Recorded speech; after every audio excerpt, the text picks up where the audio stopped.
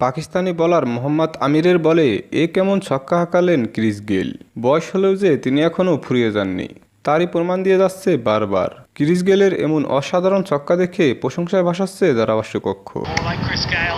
ঘটনাটি ঘটে ওয়েস্ট ইন্ডিজের ব্যাটিং ইনিংসের চতুর্থ ওভারের তৃতীয় বলে। এ সময় বোলিংয়ে ছিলেন পাকিস্তানি বোলার আমির, ব্যাটিংয়ে ছিলেন ক্রিস গেইল। আমিরের করা তৃতীয় বলটি লেগ সাইডে সজোরে ছক্কা হাঁকান ক্রিস গেইল, যা গিয়ে বাউন্ডারির ওপারে গিয়ে পড়ে। তাই তো ধারাভাষ্যকক্ষ থেকে বলে ওঠে, হোয়াট এ ক্রিস গেইল। এই বয়সে ক্রিস গেইলের এমন ছক্কা দেখে অবাক চোখে তাকিয়েছিলেন পাকিস্তানের অধিনায়ক পর্যন্ত।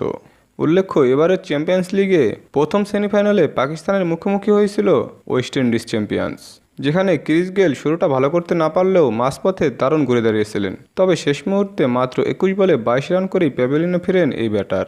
দর্শক, ক্রিস গেইলের এমন বিশাল বিশাল ছক্কাগুলো আপনাদের কাছে কেমন লাগে অবশ্যই তা কমেন্টে জানিয়ে দিন।